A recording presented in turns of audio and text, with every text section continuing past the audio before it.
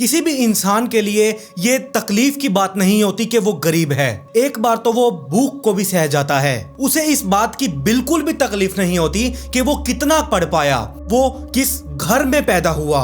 लेकिन कोई भी इंसान ये तकलीफ नहीं सह सकता कि उसकी इज्जत को ताड़ ताड़ कर दिया जाए, कि हजारों लोगों के सामने उसकी आबरू को लूट लिया जाए, कोई उसके आत्मा और शरीर को शर्मसार कर दे। हालात चाहे कैसे भी हो, कितनी ही बड़ी तकलीफ क्यों ना हो, लेकिन ये कोई भी नहीं सह सकता कि उसकी इज्जत को ऐसे हजारों लोगों के सामने उछाल दिया जाए।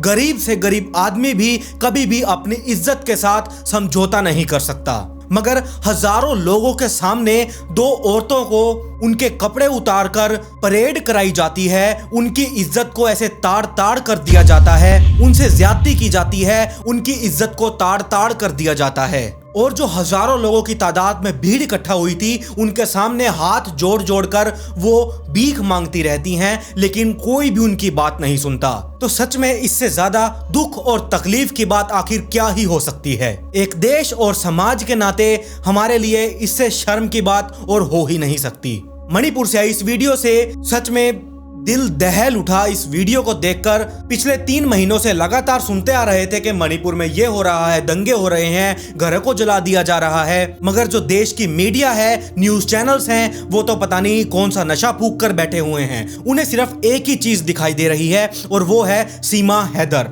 जब भी आप देख लो, आप किसी भी चैनल पर जाकर देख लीजिए, सिर्फ एक ही न्यूज को बार बार दिखाया जा रहा है कि सीमा हैदर ने ये कर दिया, सीमा हैदर ने सचिन को मार दिया, सीमा हैदर ये थी, इसने वहां जाकर शादी की थी। भला यार, जो न्यूज चैनल हैं, ये उनका काम नहीं है कि वो कहां गए थे, क्या करने गए थे, आप उनके पीछे पीछे दौड़ रहे हैं। ये हमारी खुफिया एजेंसीज का काम है, जो ATS है उसका काम है। लेकिन यहां पर न्यूज चैनल पता नहीं कौन से नशे में है, ऐसे उनके पीछे पड़े हुए हैं, अपनी TRP को लेकर इतने ज्यादा पागल हो चुके हैं। जो मणिपुर में पिछले 3 महीने से ये कांड रचा जा रहा है, इसके बारे में आज तक भी कोई एक खबर भी नहीं सुनाई। जो ये कहते हैं कि इतने सेकंड्स में इतनी खबरें, ये वो फलाना ढिमकाना, एक भी चीज, एक भी मणिपुर के बारे में कोई वर्डिंग नहीं, कोई उसके कुछ भी शब्द उसके बारे में नहीं बताया गया। सच में जो न्यूज चैनल का काम होता है, वो होता है रियलिटी को पब्लिक तक पहुंचाना।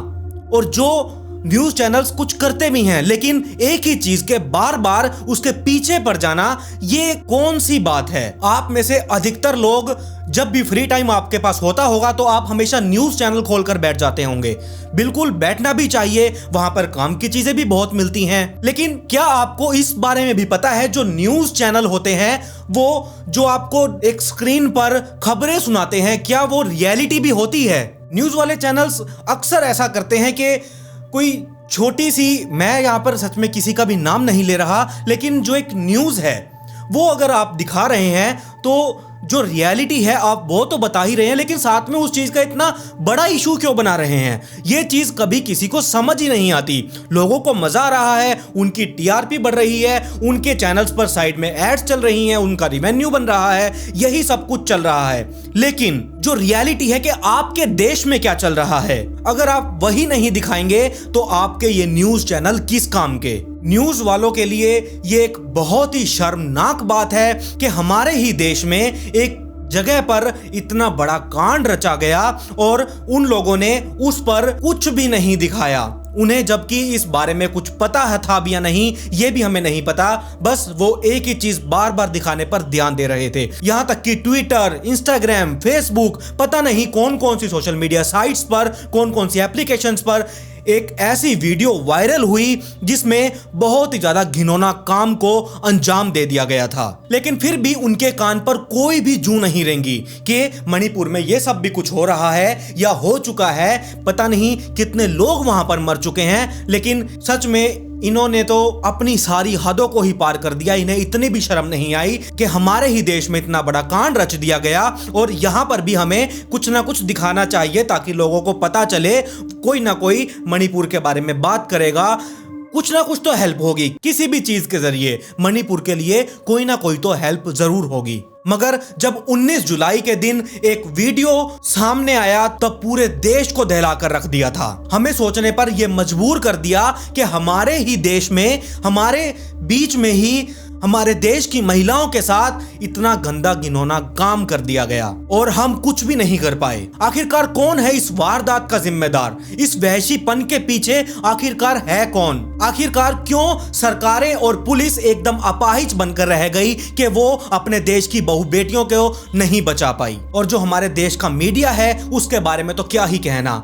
सीमा हैदर के बारे में उसकी सारी कुंडली खंगाल डाली, लेकिन 4 मई को हुई एक खौफनाक घटना का इन मीडिया वालों को तब तक पता नहीं चलता जब तक ये वीडियो उनके सामने वायरल होकर ना आ गई। तो आज मैं बात करूंगा मणिपुर के उस हिंसक के बारे में कि आखिरकार मणिपुर में ये सब क्यों हुआ, कैसे शुरू कर दिया गया, कैसे ये हिंसकता शुरू हुई, आखिरकार मणिपुर में 3 मई को हुआ क्या था। दोस्तों, इससे पहले मैं ताजा मणिपुर की जो वीडियो वायरल हुई है उसके ऊपर बात करूं, 3 मई से फैली मणिपुर की इस हिंसकता के बारे में बात करूं और इस हिंसकता को रोक पाने के लिए ये जो सरकार है इसके निकम्मेपन की बात करूं। मैं चाहूंगा कि आपको मणिपुर के कुछ बेसिक पने के बारे में बता दूं ताकि आप बेहतर तरीके से आज की इस वीडियो को समझ पाएं। अब ये जो मणिपुर है यहाँ पर मुख्य तौर पर 3 समुदाय रहते हैं। एक तरफ मैतेई समुदाय है जिनकी इस मणिपुर में राज्यता 55 से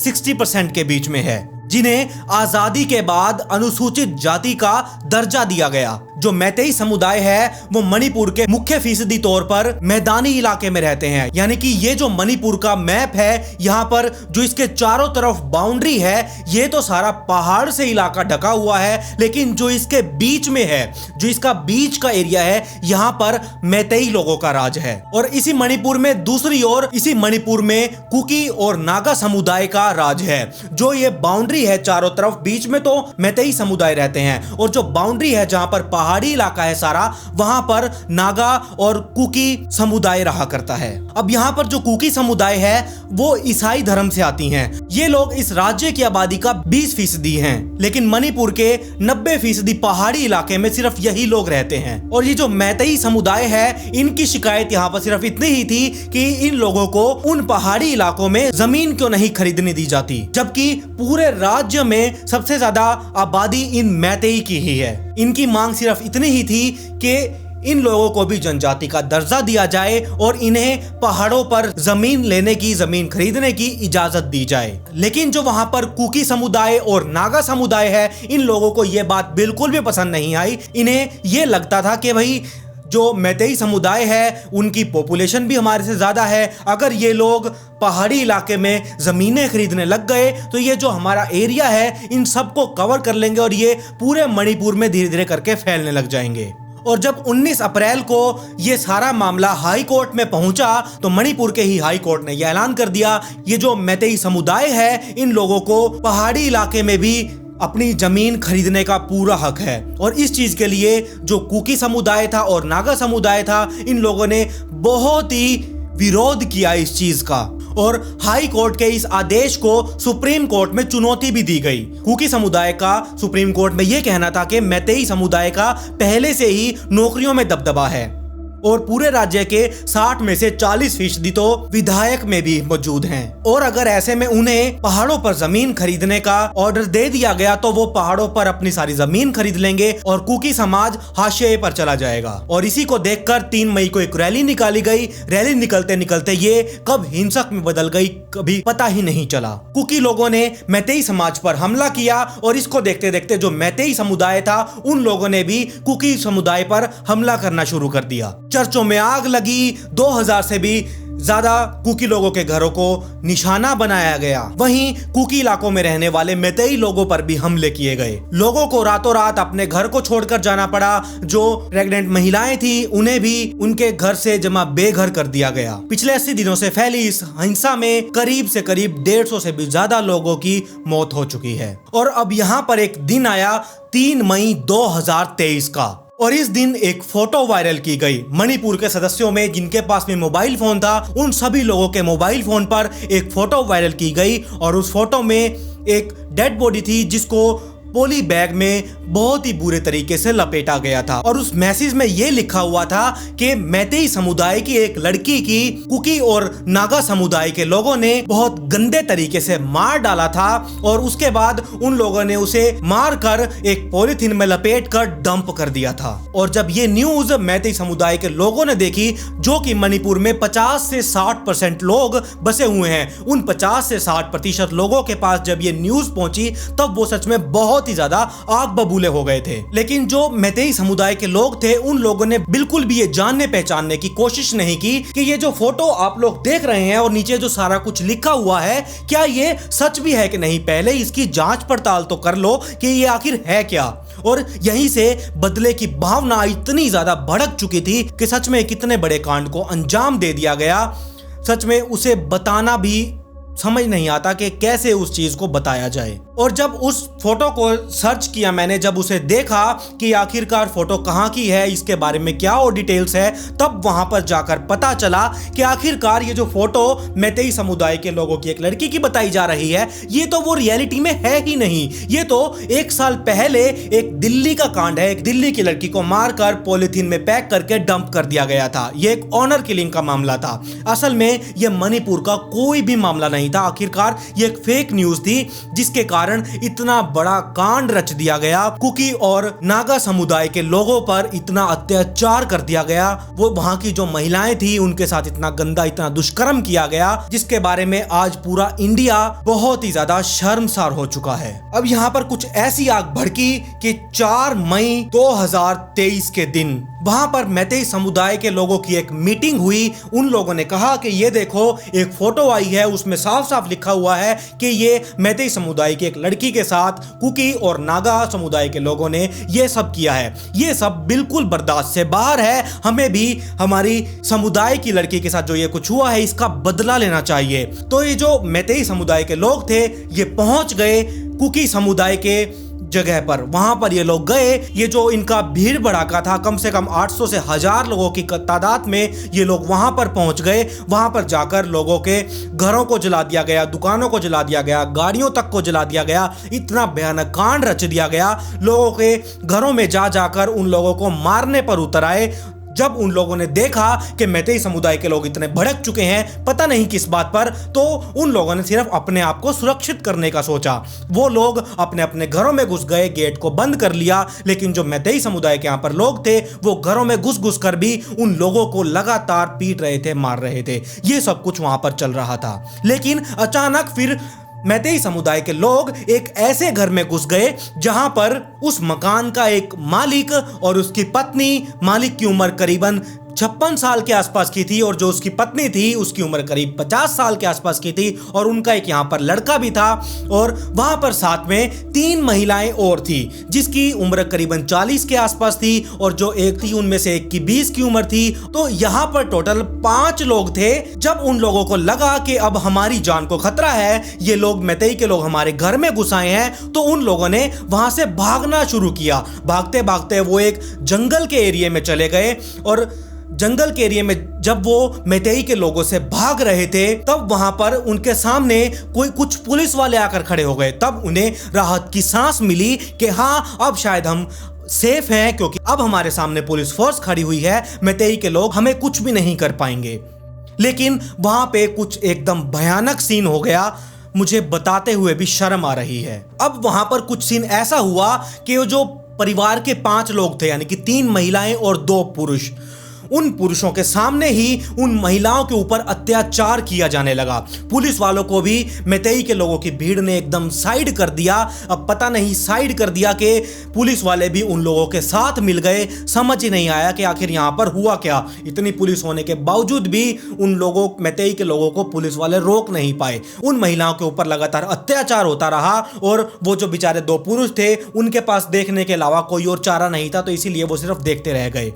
अब यहाँ पर जो उस परिवार का जो ओनर था 56 साल का, उसने अपने परिवार की महिलाओं को बचाने की बेहद कोशिश की। अब यहाँ पर जब वो आदमी बचा रहा था तो उस मैतेई समुदाय के लोगों ने उसे लाठियों के साथ मारना शुरू कर दिया और ऐसे ही मारते मारते उस ओनर की, उस परिवार के ओनर की, उस 56 साल के आदमी की वहीं पर ही मौत हो गई।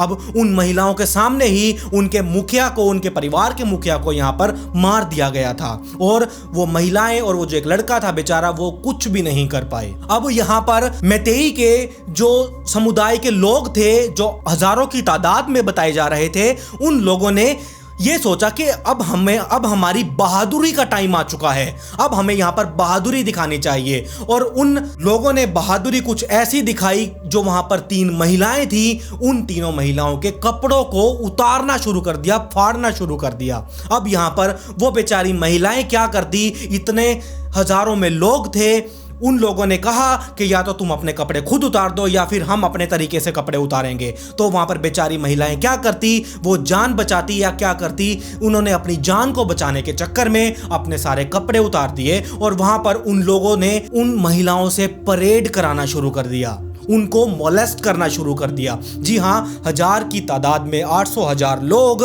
वहां पर उन 3 महिलाओं के साथ बहुत ही बुरे तरीके से मोलेस्ट कर रहे थे। उनके प्राइवेट पार्ट्स को ऐसे छेड़ रहे थे जैसे भूखे भेड़िए एक मांस के टुकड़े के ऊपर जाकर गिरते हैं। इतने बुरे तरीके से उन महिलाओं को टॉर्चर किया जा रहा था, उनकी इज्जत पर हाथ डाला जा रहा था। और जब उस परिवार का वहां पर बेचारा एक लड़का था, वो कुछ भी नहीं कर पाया, वो भी सिर्फ खड़ा रहकर देखता रह गया। पुलिस वालों का तो अता पता नहीं था कि वो वहां थे या नहीं थे, चले गए, उन लोगों के साथ मिल गए, समझ ही नहीं आया कि आखिरकार पुलिस वालों ने कौन से नशे कर रखे थे।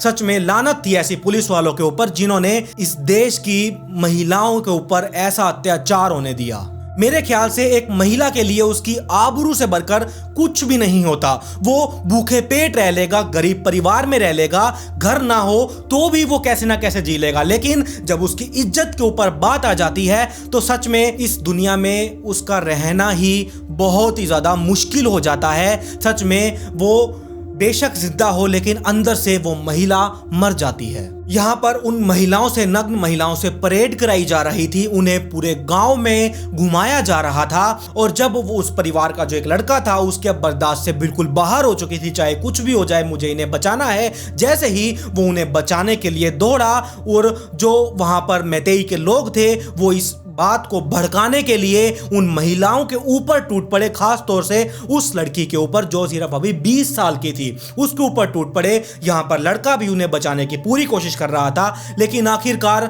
वो भी बचाते बचाते अपनी जान से हाथ धो बैठा। उन मैतेई के लोगों ने उस बेचारे लड़के को भी मार दिया था। उन महिलाओं के ऊपर क्या बीती होगी, पहले वह उनके परिवार के ऑनर के ऊपर उसे बेरहमी से मार दिया गया, अब उसी के बेटे को बहुत ही गंदे तरीके से मार दिया गया था। सबसे पहले जो यहाँ पर 50s की जो महिला थी, वो तो कैसे भी करके किसी भी तरीके से उस भीड़ से अलग हो चुकी थी। अब यहाँ पर उन भीड़ के पास वो 2 महिलाएं फंस गई थी, जो सिर्फ एक 20 साल की थी और जो एक 40 साल की थी। उसके भाई को मारने के बाद भी, वो जो लड़का था उसे मारने के बावजूद भी उन लड़कियों से नग्न परेड कराई जा रही थी, पूरे गांव में घुमाया जा रहा था। यहाँ पर वीडियोस भी शूट किए जा रहे थे, इतना कुछ गंदा काम हो रहा था। जो सैकड़ों की तादाद में लोग थे वो उन दोनों महिलाओं को मोलेस्ट कर रहे थे। बहुत ही गंदी चीज थी ये, सच में पूरे देश के ऊपर ये शर्मसार बात है, बहुत ही गलत हुआ यहाँ पर। जैसे ही अब यहाँ पर ये आर्टिकल वायरल होने लगा, तब देश में यहाँ पर आग सी लग चुकी थी। इतना कुछ यहाँ पर हो चुका था, लेकिन जो हमारे देश की मीडिया है, न्यूज चैनल है, वो सिर्फ सीमा हैदर के पीछे पागलों की तरह पड़े हुए हैं। मैं नाम नहीं लूंगा किसी का कि कौन सा चैनल है कौन सा नहीं, लेकिन आप में भी समझ है, आप लोग भी डेली देखते होंगे कि कौन से न्यूज चैनल पर क्या कुछ चल रहा है। यहाँ पर ये सब कुछ चल रहा है। उन्हें शायद अब अपनी शर्म बचाने के लिए, जो उनके अब न्यूज चैनल्स के जो कपड़े फट चुके हैं, इतनी बड़ी वारदात इस देश में हो चुकी है, उसे अब ये लोग दिखाएंगे, क्योंकि उन्हें भी तो अपनी अब शर्म बचानी है। लेकिन अभी भी कुछ ना कुछ चैनल्स ऐसे होंगे जो सिर्फ सीमा हैदर के टाइटल पर ही जी रहे हैं, उसी पर अपनी टीआरपी बना रहे हैं। आप लोगों को अगर विश्वास नहीं होता तो आप किसी भी न्यूज चैनल पर जाकर देख लीजिएगा। मैं यहाँ पर किसी का नाम नहीं लूंगा। पता नहीं गवर्नमेंट यहाँ पर क्या कर रही थी, वो क्या सोच रही थी, वो कुछ करना नहीं चाहती थी, या फिर उन्हें सच में इसके बारे में कुछ पता नहीं था। अगर पता नहीं था तो कैसे उस मणिपुर में इंटरनेट को बंद कर दिया गया। इतना बड़ा कांड यहाँ पर हो चुका था, ये इंटरनेट भी बंद इसीलिए किया गया था ताकि जो भी यहाँ पर अफवाह हो या फिर जो भी बात हो वो कहीं बाहर ना जा सके। लेकिन ये अफवाह नहीं थी, ये एकदम हकीकत थी, एकदम सच थी। आप इस गवर्नमेंट को छोड़िए, अब यहाँ पर एक बार कश्मीर को ही आप देख लीजिए, ये आपके लिए बहुत ही बेहतर उदाहरण है। कश्मीर में तो सुरक्षा एजेंसी ही भीड़ के निशाने पर थी। हिंसक भीड़ के पीछे आतंकियों का पता लगाना भी बहुत मुश्किल था। कौन सा बंदा आकर कौन सी भीड़ से आकर इन पर हमला कर दे, ये तक भी उन्हें नहीं पता था। लेकिन अगर गवर्नमेंट कश्मीर से धारा 370 हटा देती है, वहां हिंसा भी नहीं होने देती और कश्मीर धीरे धीरे सामान्य होने लगता है, तो मणिपुर में हम लोग वहां पर ये काम क्यों नहीं कर पाए? हमारी गवर्नमेंट ये काम क्यों नहीं कर पाई? जब कश्मीर को वो लोग सुधार सकते हैं, सामान्य तौर पर लेकर आ सकते हैं, तो मणिपुर में जो कांड रचा जा रहा था वो क्यों नहीं रोका गया अभी तक? वहां के पुलिस वाले आखिर कर क्या रहे थे? गवर्नमेंट क्या कर रही थी? कुछ समझ में नहीं आ रहा। अब पता नहीं कि आगे गवर्नमेंट क्या करेगी कि क्या नहीं। ये जो क्यों शब्द है, क्यों मणिपुर आज उस स्थिति पर आ चुका है जिसे इस स्थिति पर बिल्कुल भी नहीं आना चाहिए था, क्यों पता नहीं। सच में मणिपुर हम बहुत ही ज्यादा शर्मिंदा हैं। हम लोग वैसे तुम्हारे साथ नहीं खड़े हो पाए जैसे हमें खड़ा होना चाहिए था। मणिपुर हम इस बात के गुनहगार हैं कि हमें जिस तरीके की तुम्हारी रक्षा करनी चाहिए थी, देखभाल करनी चाहिए थी, उस तरीके की देखभाल नहीं की। इससे ये बिल्कुल साफ समझ आ रहा है, जो कांड हुआ, जो भी चल रहा है, मोदी ने कुछ और कहा, वहाँ के सीएम ने कुछ और कहा, पता नहीं क्या क्या कुछ चल रहा है। इससे ये साफ बात समझ आ रही है कि ये जो मणिपुर है ये इस गवर्नमेंट से संभल ही नहीं रहा, या फिर वो इस चीज को संभालना नहीं चाह रहे। पता नहीं कौन से दबाव में ये गवर्नमेंट है जो इस पर एक्शन नहीं ले पा रही, वहाँ के जो कांड हुआ है, जो हो रहा है, उसे रोकने में सफल नहीं हो पा रही है। मुझे नहीं पता कि क्या है क्या नहीं। आपको क्या लगता है? मुझे आप कमेंट बॉक्स में जरूर बताइएगा, अपनी राय जरूर दीजिएगा। बहुत इंपॉर्टेंट है आपकी इस बात को लेकर राय। आज सच में कोई लाइक नहीं, कोई शाउट आउट नहीं, कोई कुछ नहीं, बस जो भी है, जो भी था इस मणिपुर के केस के बारे में मैं आपको बता चुका हूं। आप लोगों को क्या लगता है कि कैसे मणिपुर का ये जो केस है ये सॉल्व हो सकता है? आप मुझे कमेंट सेक्शन में जरूर बताइएगा। और अगर आप साथ में मेरे साथ कुछ डिस्कस करना चाहते हैं तो मेरी इंस्टाग्राम आईडी आपकी स्क्रीन पर है, आप मुझे मैसेज करें, फॉलो कर लीजिए। मैं आपको ज़रूर आपके साथ डिस्कस करूंगा कि इसके बारे में क्या हो सकता है और कैसे मणिपुर के लोगों को जिनके साथ ये कुछ भी हुआ उन्हें हेल्प पहुंचाई जा सकती है। खैर, मिलते हैं अगली वीडियो में। ये वीडियो देखने के लिए धन्यवाद।